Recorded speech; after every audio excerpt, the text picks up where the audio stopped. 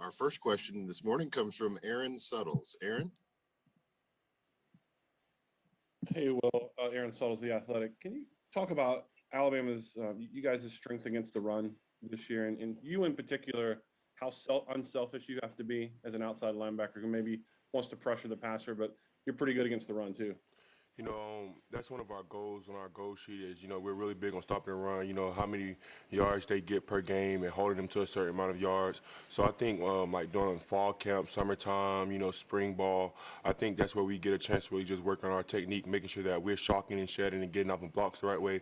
Everybody standing in their gaps because that's one of the biggest parts of our defense is stopping the run. So, every day in practice we have to do drills to make sure that, everybody's using their hands, everybody getting off blocks really well. And that's just one of the biggest goals that we have. So, I think we've been doing a really good job this year of stopping the run, and we just want to keep carrying that over into this game. Our next question will come from Rocco DeSangro. Go ahead, Rocco. Hey, Will. Rocco DeSangro of News 19 in Huntsville. Whether it's this year or last, what is the best piece of advice you've received from Coach Saban that'll stick with you for the rest of your college career? The best piece of advice I received from Coach Saban will probably just be facing adversity, never giving up, no matter how hard something gets, keep fighting to the end. Don't let it control you. Don't let it get too overwhelming. Don't put too much pressure on yourself. Just go out there, have fun, and, whatever happens, happens. Okay, our next question will come from Bill Bender. Go ahead, Bill. Oh, Will, before this Cincinnati game, a lot was made of your comments about being the underdog. Is that the same mentality you take into this game? And how does the Alabama program even maintain that philosophy given all the success the program's had?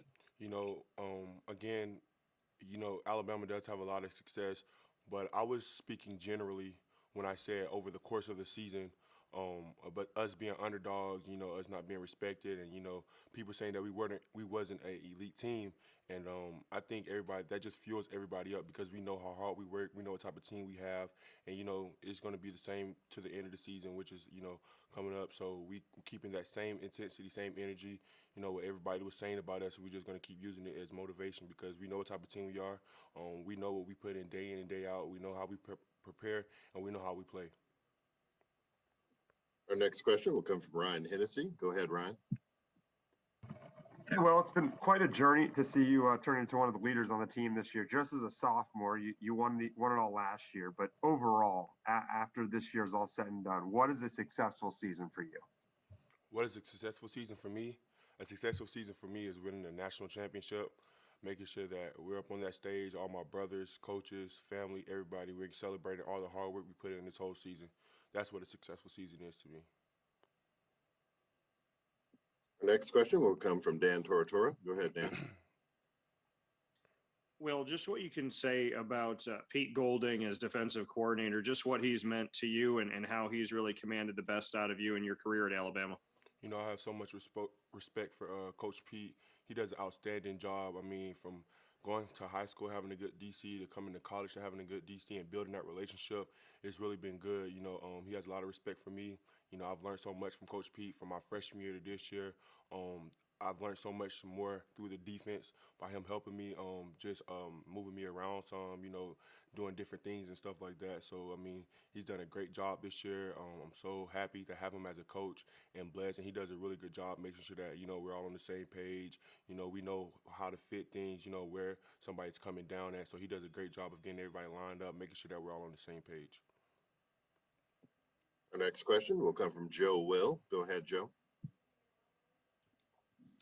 What's your favorite part about playing alongside Phil Mathis, DJ Dale, and all the other highly talented guys you guys have along that defensive line? It means everything is so much fun. I have to give those guys a lot of credit because they give me so much energy when I watch them play. Before the game, I swear I always say to myself, I said, your brother's out there with you. Look at Phil, he right there beside you. Look at DJ, he right there beside you. Look at Dallas, he right there beside you. So we straight no matter what. And that kind of gives me a little bit of confidence too because I feel like when you have other great players out on the field with you, it kind of gives you a little bit of confidence boost. And I love playing with those guys. They bring so much energy to the defense, especially Phil.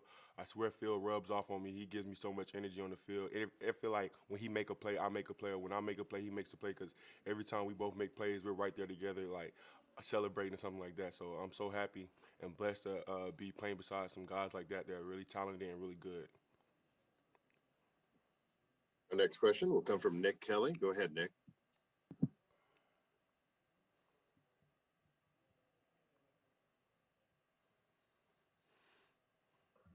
Hey, Will, having played in the national championship as a freshman, what did you learn most from that experience, or what are you taking into this to maybe do differently than the first time around?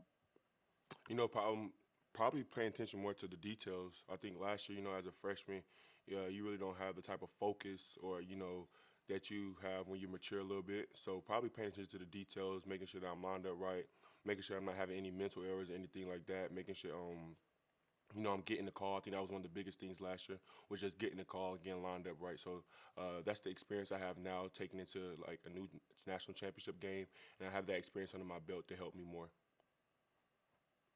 Next question will come from Charlie Potter. Go ahead, Charlie. Yeah, hey, Will. You've obviously been a leader for this team, but guys like Phil Mathis and Brian Robinson, fifth-year seniors, are going to be playing in their fourth national championship game. Just how much do you look for those guys for advice, and how much have those guys meant to the team this season? You know, they meant everything to the team. I don't really get a chance to talk to B-Rob like that, but, you know, B-Rob has been outstanding this year. He's been a vocal leader to us. He's been through so much as well as Phil. They've seen so much, so they've been able to help us along the way. But, you know, all practice long, I've been on Phil. I'm like, Phil, we got to get you one more before you go, man. Like, I mean, I'm really big on that. Like, when I was in high school and, you know, I was type one and the other senior D tackles on there, I was like, come on, we got to get you one. So I kind of feel like that's the same feeling here. I was like, all week I've been like, Phil, we got to get you one before you get out here, man. We're going to get you one before you get out of here. So that's just been the type of energy we've been having around the program right now, these last few practices, and making sure that everybody's on the same page so we can get the job done and get these guys out of here the right way. Next question will come from Justin Felder. Go ahead, Justin. What's up, Will? I saw that Dutchtown High School said that Monday is going to be Will Anderson Day. Just what kind of support have you been getting from back home? And also, have there been any friends or extended family that say, hey, we're pulling for you, but team-wise, we're rooting for the other guys? You know, first of all, I just want to start off by saying thank you to the Dutchtown community, Henry County, the whole Henry County, my Dutchtown family. I just want to say thank you so much for all the support and love you guys have shown me over this season, my freshman year. I couldn't ask for a better support system back at home. I'm so honored and blessed for you guys to be making Monday, Will Anderson Day, back at home for me. I love you guys. Thank you so much. And no, I haven't had anybody say they're rooting for me in Georgia, so I'm glad of that, and I'm very appreciative of that. But again, thank you, and I love you guys so much. Next question will come from Ivan Mazel. Go ahead, Ivan. Hi, Will. A couple of the Georgia players we talked to an hour ago talked about how this time they're going to be different mentally than they were in Atlanta. What differences do you expect to see from a team that says it will be mentally sharper this time? You know, I think, you know, no game is going to be the same. You know, what happened last game is what happened last game. You know, we have to worry about what happens this game. And, you know, I can't really speak on what other teams think they have to do, but I know as far as Alabama, you know, we're just going to take the same preparation and the same way we do things from each game until this game, and we're just going to play to the Alabama standard and play Alabama football. Our next question will come from Fernando Rossetti. Go ahead, Fernando. Hello, Will. I'm with Graphical Sports. How do you feel your strength and conditioning program will influence you guys' performance for this game against what is probably the best offensive line, the best and biggest offensive line in the nation? And also, could you share a specific experience with your strength and conditioning coaches that you feel has impacted the team to be prepared for that? You know, I think our strength and conditioning coaches do an outstanding job with us. You know, our last lift we just had, we had a lot of people PR in the weight room, and for it to be towards the end of the season to have those type of numbers with the type of season we had in the all SEC schedule, and going against top talent and being able to still PR in the weight room, I think that's really big, and it speaks volume of the people who work in there. Coach Blue and Dog Ray, they do an awesome job. And as far as this game goes, we're more than prepared. They prepared us all off season, during the season to help us make sure our bodies are right. They're never going to let anybody, slip along the way. So the weight room numbers and everything has been outstanding. They've been doing a great job. The team has been doing a great job of lifting and maintaining weight. So they have us more than prepared for this game. And, sorry. Like I was saying, they do a great job of making sure that everybody's weight is good. So, yeah. Thank you, Will. Again, if you have a question, we encourage you to use the raise hand function to indicate you have a question, and then we will take further questions for Will Anderson. We'll go back to Ryan Hennessy. Go ahead, Ryan. Hey, Will, obviously Bryce Young has a lot of success on the field and with the Heisman, and you were a big person to kind of pitch him for that. What's your confidence level with your quarterback going into the biggest game of his career on Monday? Bryce is a really great person. He's a really great athlete. I look up to Bryce a lot. I tell him all the time he's an inspiration to the team. The way he works, the way he prepares, the way he can talk to people in different ways. For Bryce, I'm so excited for him. This is a big game, but I'm not going to put any pressure on him. I'm not going to sit up here and say he did this. I'm just going to let Bryce go out there and play his game and be Bryce Young and help lead the offense like I know he will. Next, we'll go to Aaron Suttles. Aaron, go ahead. Well, you guys seem to get really sharp defensively in the red zone, whether it's creating turnovers or just holding them to field goals. What's been the secret to the success there in the red zone? I think it's the mentality you have to not let anybody score on you. Do not let anybody get into your end zone. So I think that's just where it comes from. It's our mentality on defense to not let anybody get into the end zone. So, yeah. We have time for a couple more. We'll go with Chris Brees. Go ahead, Chris. Yeah, well, Chris Brees, CBS in Birmingham. I was curious if you have seen the social media phenomenon going on right now with the Karate Kid emoji that Jameson started, and he's kind of promoted it with a photo of himself this week. Have you thought about that at all? Like, there's thousands of fans who've got that in their social media pages right now. Yeah, I've been scrolling all on Twitter, and that's all I've been seeing. I don't really know too much about it. Like everybody on the team does it, but it's really like an offensive thing. So we just see them doing it, but we don't know like what they have going on with it. But like on my TL, that's all I've been seeing. And I think I seen something like Gumpster or something like that. I don't know like the backstory of anything about it, but that's all I've been seeing on my TL. I think it's really cool, especially for something you do in a game and the fans, take after it and, they support you behind it. And, it grows on social media like that and it just goes to the fans and they really love it. And it just shows you how much of a support system we have and a great fan base we have. So we appreciate those guys. Awesome. Thanks, man. Okay, we'll now go to Justin Felder. Go ahead, Justin. Hey, Will, so I heard about a giraffe costume growing up. I heard about, I think it was like mayonnaise and jelly sandwiches. So let me ask you, what was the number one prank either pulled on you or by you? Okay. Enough about what happened to me. I'm going to tell you what I did. So back at my home, one day we had a Sunday dinner after church, whatever like that. And my mom had made cornbread. And instead of making the cornbread in the squares that she used to do on the frying pan, she made it in like the cupcake holders. So we had some left over, and I was telling my sister, I said, "Hey, I'm finna bake some cupcakes. I'm finna get y'all right. We finna eat good." So the next day, I took the corn muffins or cornbread, and I just put icing on them because they was already in cupcake form. I put icing on them, and I put some sprinkles on them. And I had told my sister, I said, the cupcake's done. Y'all go down there and get y'all some if y'all want to. So all my sisters rushed down the stairs. They rushed down the stairs, and I swear all of them bit into the cornbread, and they spit it out immediately, and they thought it was cupcake. So that's like one of the best pranks I did on my sisters, to me, because I really got them. But yeah. Awesome, thanks. We'll take a question from Vedant Gupta. Go ahead, Vedant. Yeah, Will, obviously this is Vedant from Global Media. So you have had a dad who has motivated you and brought out that inner fire that usually doesn't end up great for the other team. How does he spark that inner fire in you in a national championship game? You know, my dad, he texts me all the time. He screams. Sometimes I can hear him. I can't hear him in the stands sometimes.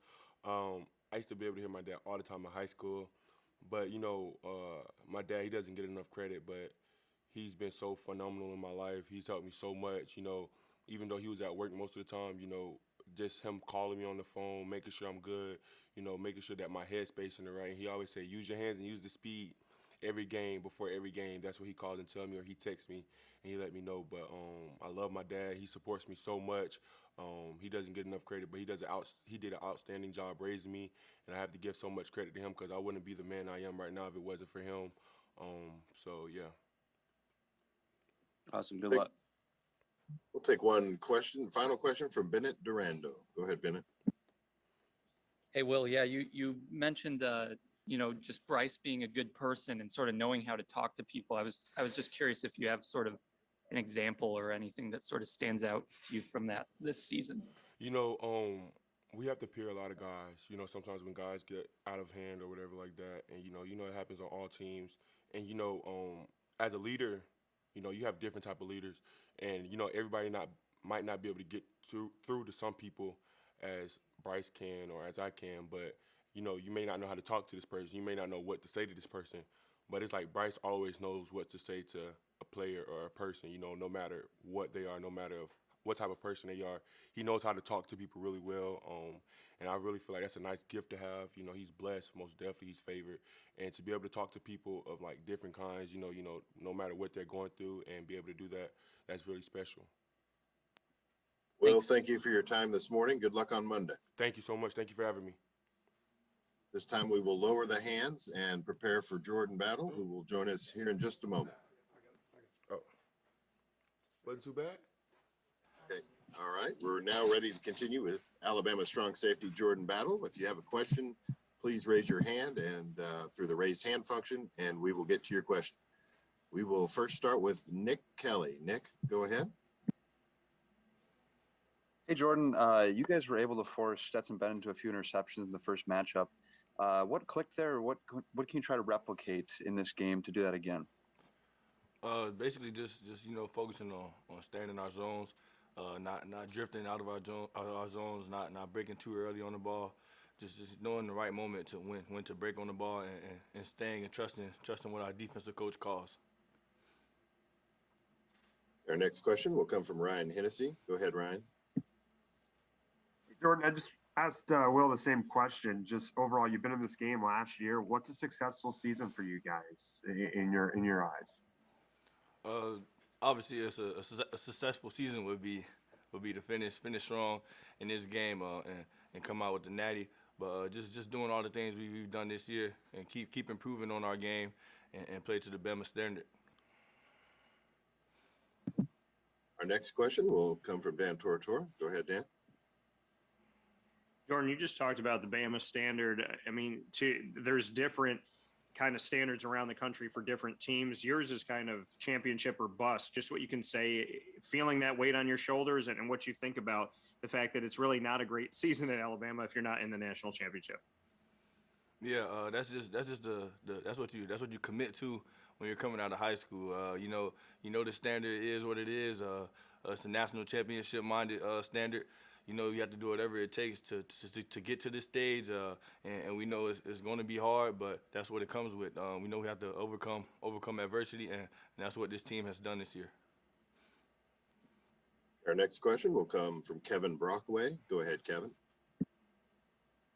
Yeah, Jordan, you know, you're obviously playing in another national championship game, a lot at stake, but, you know, there have been a lot of players that have opted out of lesser bowl games. I'm just curious your thoughts on that from a player perspective, and do you understand guys, particularly with NFL futures, opting out of bowl games?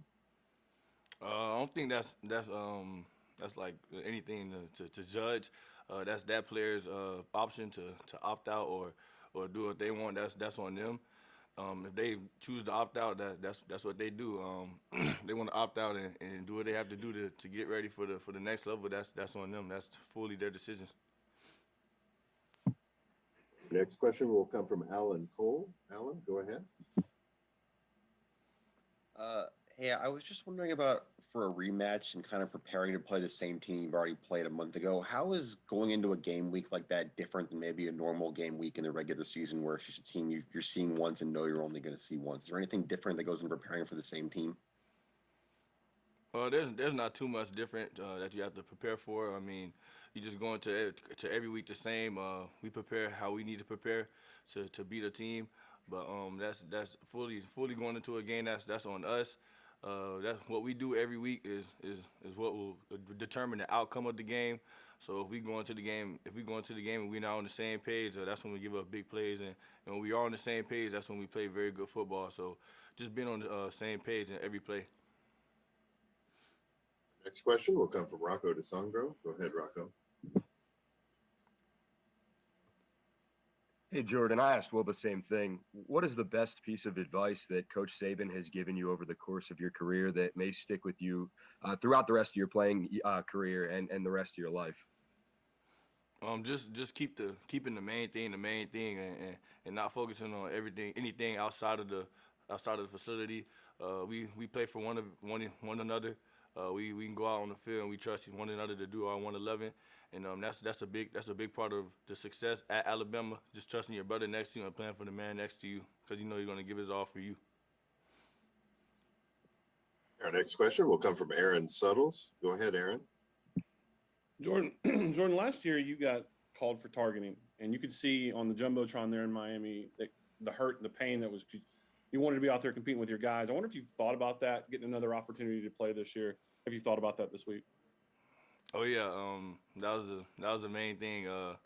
Getting a chance to play a whole game in the national championship, and I'm grateful and blessed to have the opportunity to play in another national championship, and prayerfully I could play in the whole game this way around, because last year everybody knows what happened.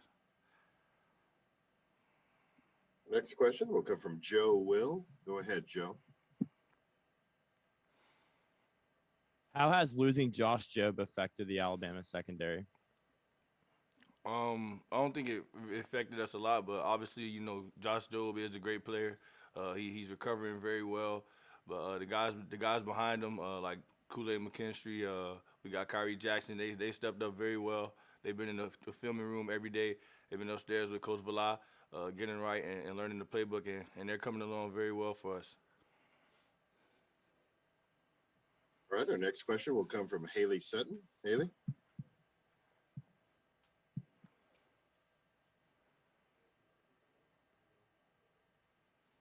Sorry, there you go. Can you hear me? Mm-hmm. Yes, ma'am. Just kind of expanding on that question. Last week, Coach Saban talked about how impressed he was with those younger guys stepping up. What do you think their mentality is going into their first national championship game on Monday? Obviously, they're probably full of excitement. They've been in the playbook, and I feel like they're more comfortable than they were when they first got in there. So this should be a great experience for them and a great game for them as well as they keep improving. Next question will come from Paul Newberry of the Associated Press. Go ahead, Paul. Hey, I'm just curious, how does Coach Saban, a guy who's 50 years or close to 50 years older than most of the people he's coaching, how is he able to relate to you? Because to you guys and the players, what is the secret there? Because it seems like that might be the key to his greatness, is that he can somehow remain relevant to kids that are young enough to be his grandchildren. Yeah, he just gradually improves with the generations. He fits in with us very well. He's very comfortable talking to us. He's very comfortable getting on us. And we in this generation we have to learn to take that. I know in this generation it's a lot of attitude in kids, but somehow when we come to Bama and Coach Saban is talking, everybody is focused. Everybody is and focused on what he's saying, and everybody buys into what he's saying. Thank you. Our next question will come from Jay Graves. Go ahead, Jay.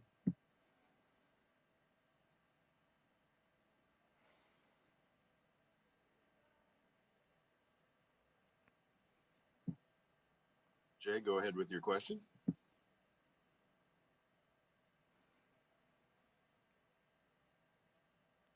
All right, we'll go to Fernando Rossetti. Fernando?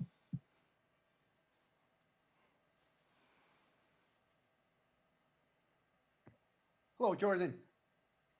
What would be a story you could share from the weight room that you feel?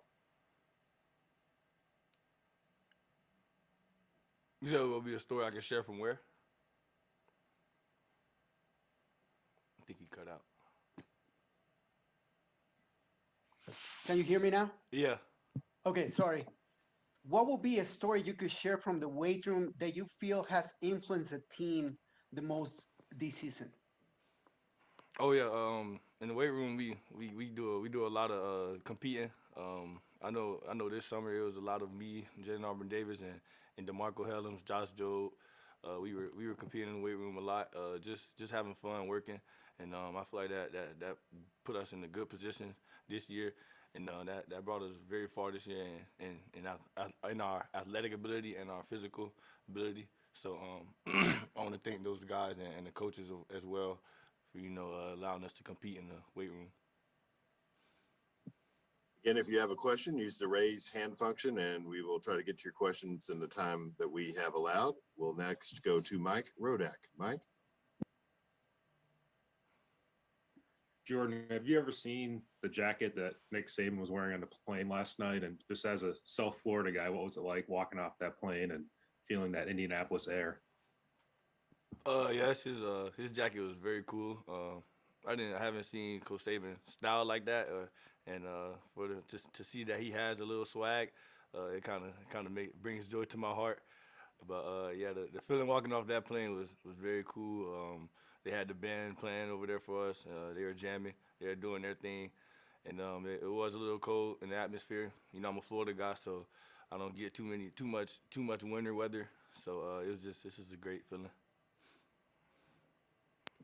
We're going to try to go back to Jay Graves. Jay, are you there? Can you hear me? Yes, sir. Go ahead, please. Yes.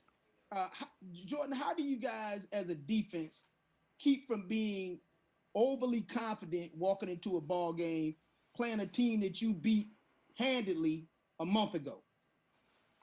Yeah, that's what comes with it. We know we're gonna get every opponent we play best. So we have to come out with a mentality that we're going to get their best, and we have to play to our best ability every play, every down, one play at a time, and not focus on the next play. If you mess up on the play, just correct it on the sideline and come back and get better from it. Next question will come from Vedant Gupta. Go ahead, Vedant. Yeah, Jordan, I got an interesting question for you about versatility. So obviously this Alabama defense is versatile, but you are as well with obviously great basketball skills. Just last year at the basketball championship game, Mark Vitale won it and then went and played football for the Chiefs. Do you see basketball in your future by any chance, or are you completely focused on football at this point? I am completely focused on football at this point. Basketball is not a thing I'm going to do ever again. I had that ability to play basketball in high school and middle school and elementary school and all those years, but football is the main focus and only focus. And school, of course. Appreciate you. No problem. Okay, we have time for another question or two. If you have a question, use the raise hand function.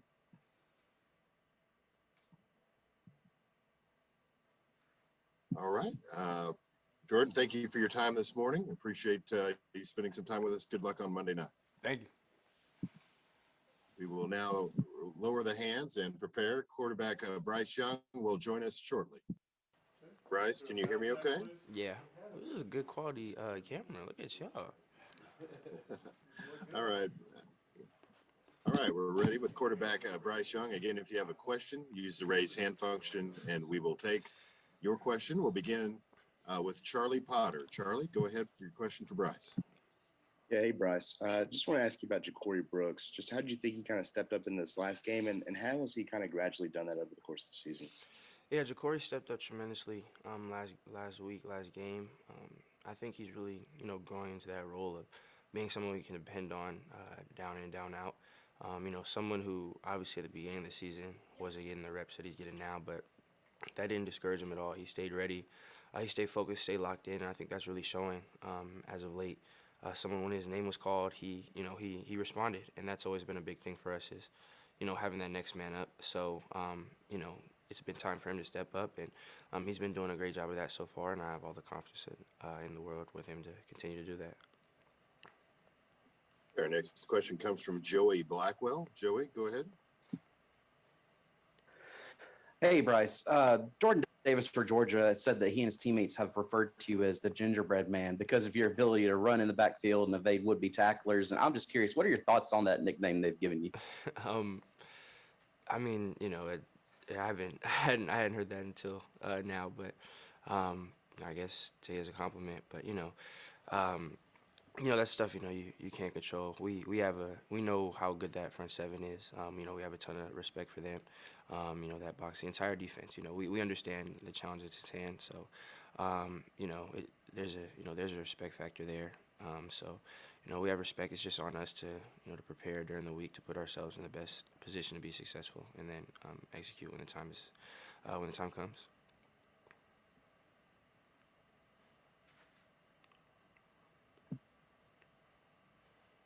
Next question will come from Paul Newberry. Go ahead, Paul. Hey, Bryce. Generally, what is it, the secret to Coach Saban that allows him, a guy who's, almost 50 years or 50 years older than a lot of the guys he's coaching, to be able to relate to them and get them to listen to him and do what he wants? Obviously, it seems like would be a big part of his success to stay this good for this long. And do you remember anything just personally when you were being recruited by him, what drew you to not just Alabama and the winning, but him personally from talking to you? Yeah, I think it starts all with the respect that we have for him. Obviously, what he's produced throughout his entire career, what he's meant to, this program, to the state. It really starts with the respect we all have for him. And then also really talks to Coach Saban and how he's adapted over the years. The game has changed since he's been coaching. The players, the landscape of college football in general has changed. And for him to, be able to adapt, multiple times throughout his career, that's not easy for guys who have been doing it so long. And for him to have all the success he's had and then still be able to adapt and, kind of change, how he approaches everything. We see that, we recognize that, and that means a lot for us. And for me in recruiting, what really stuck out was how real he was. He never, some coaches can make you promises in recruiting, and, once you really understand it and start to think about it, nothing's promised in recruiting. And, when you start to hear those promises, it starts to become a little bit of a red flag, knowing that, hearing a coach promise you this or that when, you've heard it might not be like that when you get there. Coach Saban was always direct with me. He never promised me anything. He only promised me opportunities to compete. He had told me from the jump in recruiting that this wasn't a place for everyone, and exactly the type of player and person that he was looking for and that he knows thrives in this organization. And that was the person and player that I strive to be. So he was always honest, always real with me in recruiting, and that's something that really stuck with me and really separated this place from every other place in the country. Our next question comes from Nick Kelly. Go ahead, Nick.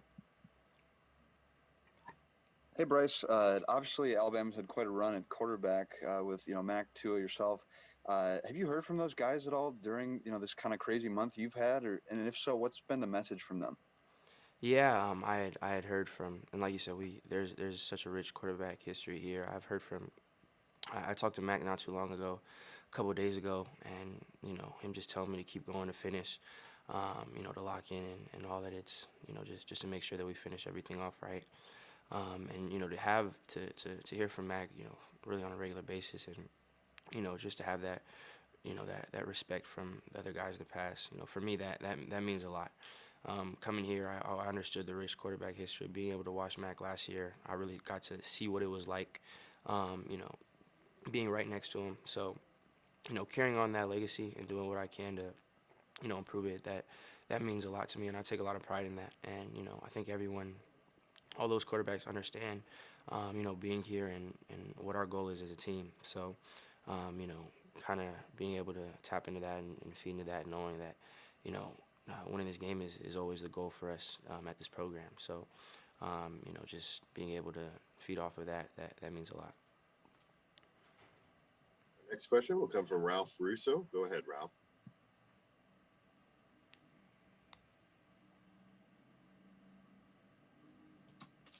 Bryce. Do you remember the first time you heard from a college coach that basically a scholarship offer that they, hey, we would like you to come play for us, how old you were and what your reaction was at that time? Yeah, it was in 8th grade. It was the last day of 8th grade.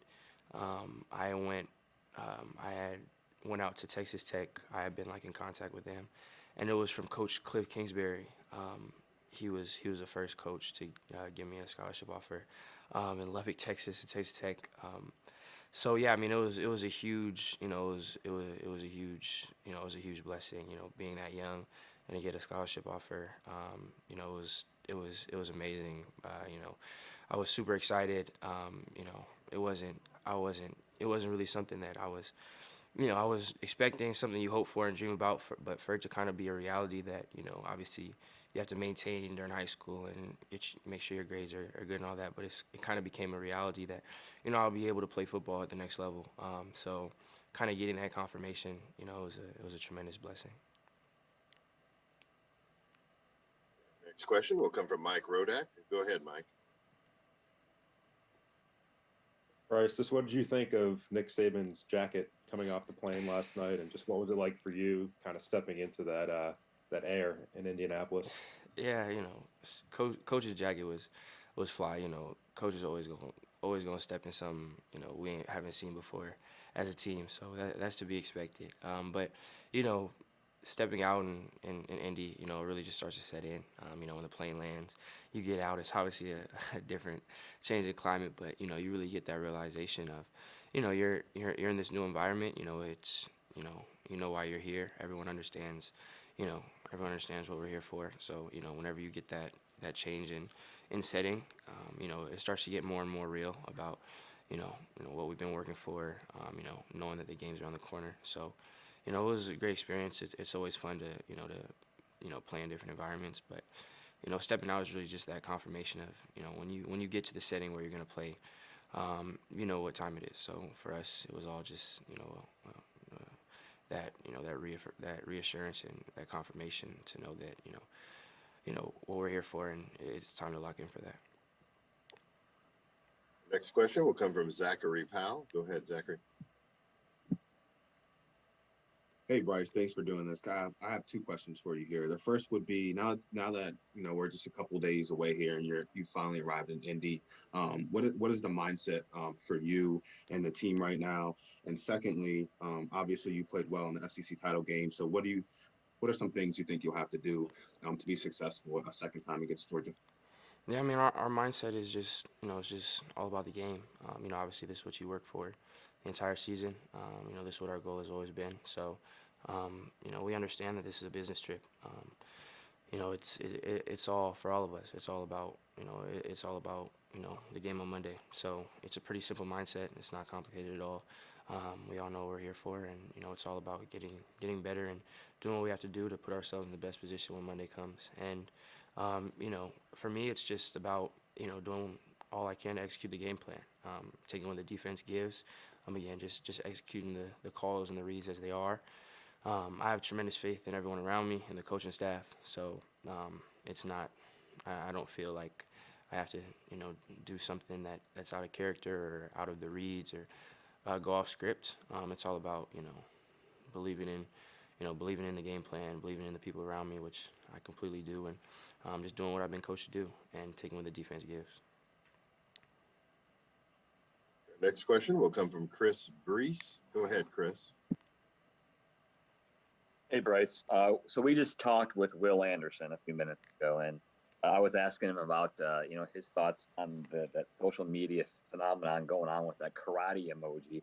And he claims that he has no idea what any of that's about. Celebration. He says it's an offensive thing. Is he lying, number one? Does he know what it is? And how do you feel about that whole thing spreading like wildfire? Just the celebrations in the end zone. He claims he has no idea that that's an offensive thing and he doesn't know why you guys do it. Oh, the celebrations. I mean, I believe him if he says it. That's kind of been our thing throughout the year. Those Karate Kid celebrations. So, I mean, I believe him. He said it. I don't think he has a reason to lie. But yeah, I mean, yeah, that's. I mean, I can see it. He's probably on the sideline. No, Will, he's on the sideline, fire someone up or locked it when we're out there. So yeah, if he says, I believe it. Our next question will come from Joe Will. Go ahead, Joe.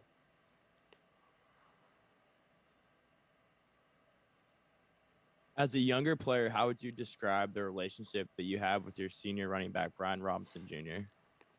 Yeah, me and B Rob are super close. Lockers right next to each other, so I get to see him. I get to be around him all the time, and then obviously on the field. But B Rob's someone I've been cool with since I first got here. Someone who's from Tuscaloosa, who has been in the program for a while. And when I first got here, he was someone who was always super cool with me. Someone who was super welcoming when I was just a freshman. That means a lot to me. For him, last year being here as long as he did, he didn't have to, go out of his way to make sure I was good and to look out for me as just a freshman. But he made a priority to do that, and that's always meant a lot for me. Not just in football but in life, for someone to do that. So that's always meant a lot. And then throughout this year, obviously, we're always on the same page and stuff. On the field, off the field. That's someone I'm super close with. So it's always great to have someone like B Rob around, and then it's just an added bonus when it's someone that's at running back that you collaborate with every single play. It makes it so much easier when off the field everything is cool too. So it's been great being able to be around B Rob. It's been huge for me this year, last year. I've been blessed to have the opportunity to play with him. We have time for a couple more. We'll begin with Mike Griffith. Go ahead, Mike. Hey, Bryce. Hey, congratulations on a great season. Want to ask you about Amechi and just the comfort, the security. I mean, it looked like you guys could play catch in the dark on some of those third downs. I mean, how do you adjust mentally to losing a guy like that's been such a go-to player for you this season? Yeah, I mean, Mitch isn't someone that you can just replace. Losing Mitch was huge for us. That definitely hurt. It's really tough, but as coach is always saying, that's creates opportunity for other people, and we've had people step up in the wake of that.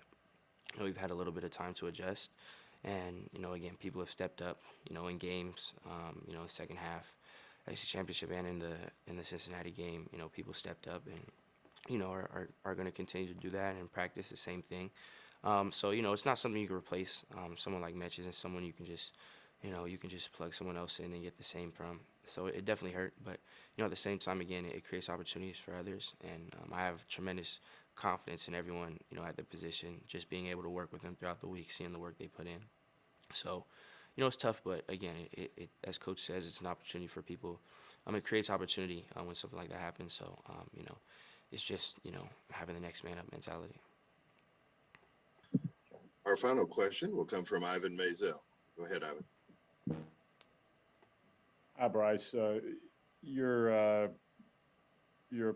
We've talked a lot about a rematch in the media, and I'm just curious, given that you guys try to play to a certain standard regardless of who the opponent is, and given that the stakes are for the national championship, has Coach Saban even brought up this game is different because of rematch? Has he brought that up at all with y'all? I mean, for us, it's all about, we really what he's talking about and we understand is that, what we've done in the past, obviously it's good to watch the film. It's good to learn from that. But, we don't start with any more points because of anything that's happened with the past. Anything in the past is exactly that in the past. You don't get any carryover. So it's going to be a new game, and we have to earn, the outcome that we want. So, it's really just been knowing that whatever's happened in the past doesn't entitle you to anything at all. You learn from it, but we have to understand we're playing a completely different game. We have to understand that we have to earn that for 60 minutes. And again, it starts with the preparation and day by day putting ourselves in the best position to be successful, when the game starts. But, we understand it's different. We have to earn it. Anything that happened in the past, you learn from it, but it's in the past. So it's on us to work day in and day out and to earn the outcome that we want. Bryce, we appreciate your time this morning. Good luck on Monday night. Appreciate you. Brian, can you hear me okay? Yes, sir. All right, we'll go. Black knob with the white tip, that adjusts the volume for you. I can hear. Okay, all right, great. Thanks for joining us this morning. We'll go ahead and begin with questions. We're going to start with Scott Rabelais. Go ahead, Scott. Okay, can you hear me? Okay, great. Brian, you guys had some close calls during the regular season, including the LSU game, Auburn, Florida. What has made you guys, which have been dominant in the postseason, these two games? What has been the difference? Why have y'all been so much better in these last two games than you were maybe in some games in the regular season? Well, I think some of those close calls we had during the season, just helped us, play to the final second of the game and, just had to battle with a team all the way to the, to the end of the game. And, with those experiences, just going to other games, we have experience, just playing until the last second.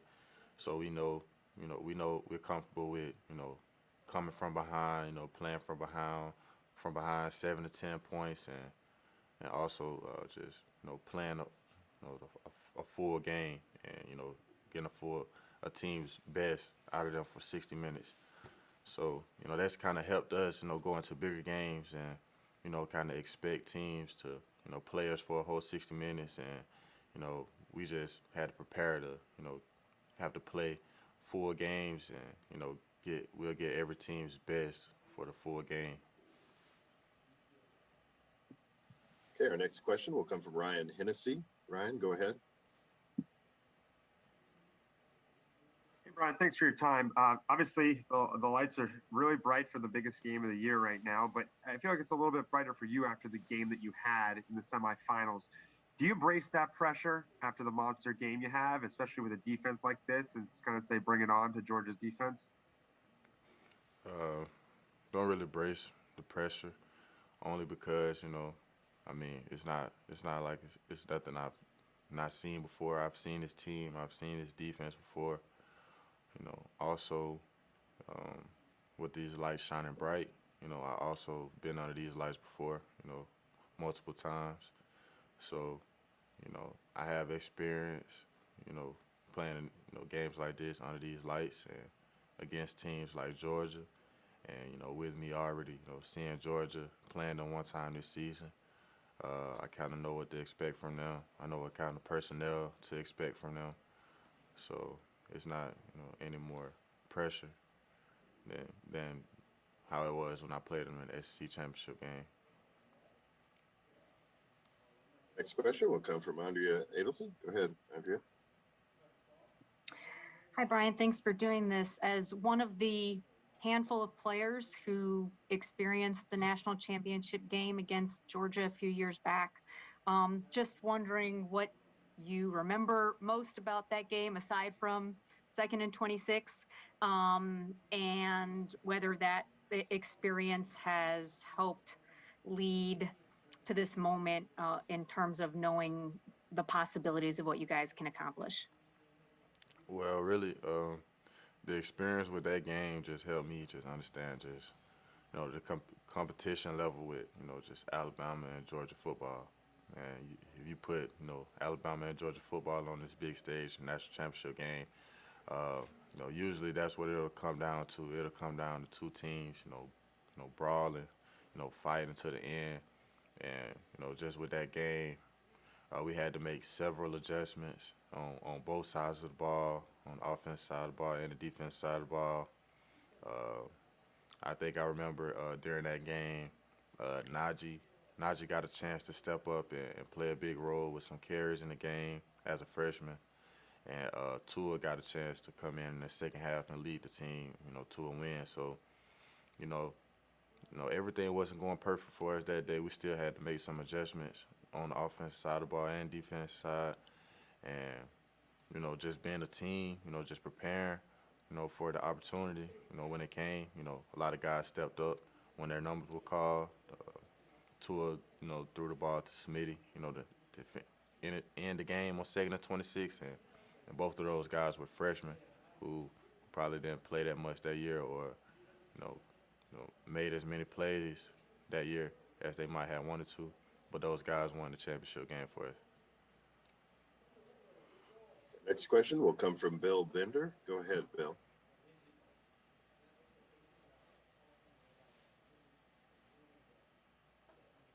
Yeah, Brian, there's always questions asked this time of year about how long Alabama's kind of hold over the sport will last. I mean, what is the common thing you've seen year to year from the inside that has made this program so successful? The main thing I've seen from the inside just over the years is, it don't matter who walks into this building or, for whatever role, whatever coaching role or whatever player that walks into that building, is the same type of mindset. Everybody comes in there and just grinds day in and day out. Coaches come and go. You got players going out to the draft every year, and you got guys who step up every year and play a significant role for this team. Probably a much bigger role than they played the year before. But it's one of those places where you know you're going to get better with the people around you and the coaching staff. Everybody push each other to get better every year, so that we can have the opportunity to play for back-to-back SEC championships and go to the playoffs back-to-back years, because we prepare the same way, if not harder, every year. Our next question will come from Nick Kelly. Go ahead, Nick. Hey, B-Rob, coach's jacket that he wore in the plane yesterday, had you guys seen him wear that before? And if that was the first time, how did the team react when you guys saw that? That was probably my first time seeing Coach wear that jacket. But, we was coming up here to Indianapolis. We knew it was going to be real cold outside. He told us to grab a coat. And, we reacted to it. I mean, that was the coat he grabbed, to keep himself warm for our time being down here. Our next question will come from Rocco DeSangro. Go ahead, Rocco. Hey, Brian, you've been in Tuscaloosa for a long, long time, specifically at Alabama. Have you had a chance to look back and reflect at your journey over the years, from a reserve running back to now starting on college football's biggest stage? And what is some advice that Coach Saban or maybe someone else has given you over the years that has really stuck with you throughout this whole process? Well, just reflecting on my time here, it's been 4 or 5 years. And, just for all the progress that I've made over the years, just really just having Coach Saban to just always be there to motivate me, when things weren't always going my way, just constantly repeating, just be where your feet are and, trust the process. And, it's something that can go through one ear and go out the other when you hear it so much, or when somebody says, repeat those lines so much. But it's something that's so important. It's something that most people should pick up on, because it can help you, in situations where, you got to trust the situation that you're in, trust the process that'll lead you to, where you want to go. Our next question will come from Charlie Potter. Go ahead, Charlie. Yeah, hey, Brian. You've mentioned how this is your fourth national championship game appearance. Just for some of the young guys that are going to be playing in this or on the sideline for this the first time, what's your advice to them getting ready for Monday's game? I mean, my advice to some of the young guys playing, this is the biggest game of their career, yet, and I don't want those guys to not be prepared for it. I want those guys to be as prepared as they possibly can for it, because it's a big stage. Two great teams playing against each other. Where you don't want to be that one player on that team who lets the team down because you weren't prepared enough, or you make mental errors or mistakes on the field that affects your side of the ball. So my biggest advice to those guys is to prepare as hard as they possibly can, so that they'll be ready for that opportunity to start or play a lot as a young guy. Our next question will come from Mike Griffith. Go ahead, Mike. Hey, Brian, congratulations on a great season. Really appreciate the genuine quality of your answers. Real good interview. You have played with a lot of different great players at Alabama, different quarterbacks. So kind of a two-parter here. One, how would you describe Bryce's mobility as being different than Tua and Jalen? And two, was there a moment when Bryce kind of won you over? A lot of times these guys come in highly ranked, but obviously they have to earn their respect behind closed doors and on the field. So those are my two questions, just comparing his mobility to Tua and Jalen and kind of your Bryce Young moment. Bryce's, mobility is just different, because obviously, he's a lot smaller than the other guys, and so he can cover himself up real well. He can move around the pocket, he can move out of the pocket. He has speed, he has a powerful arm. He pretty much can do everything, any other quarterback can do, But the thing that just separates him is his fact to duck and avoid and shed tacklers because his size and ability to, scramble and, get out of the pocket. And, just with Bryce, this whole year, he's earned respect from not just me, but, everybody on University of Alabama football team just by, everything like just stepping up into his role and, and handling his business like as a professional. And, he just done that on a high level all year, and beside me, a guy who's a fifth-year senior who's been here around a lot of great players, seeing that from somebody who's, a lot younger than me, just kind of helped me. I kind of saw him on the level of the older guys, and it made me feel good because he felt like, that he was mature and he was ready for his opportunity. He prepared himself for it, and, he left no doubt, every time he went out on the field. Okay, our next question will come from Jeff Spiegel. Go ahead, Jeff.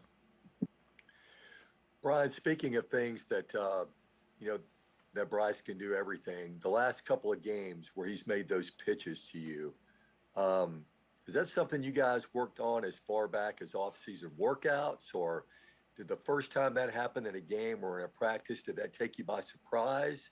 And that's just not something you see every Saturday on the football field.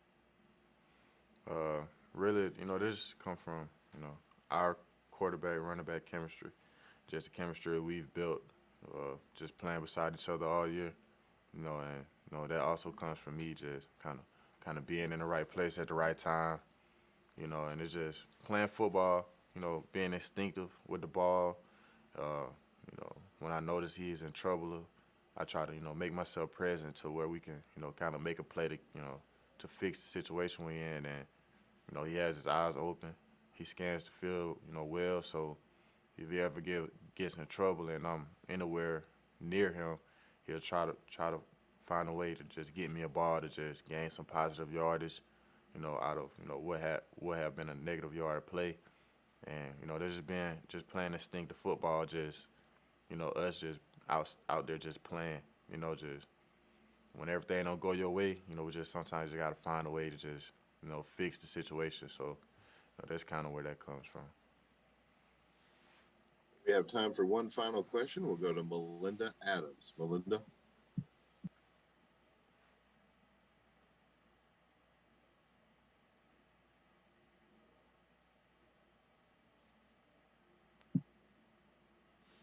All right, Melinda, go ahead and unmute your line if you have a question.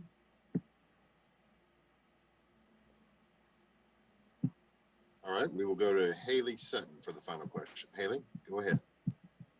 Hey, Brian, with this being your senior year, capping it off with another national championship appearance, I guess what's your mentality been like going into this final game for you in your career? My mentality is just,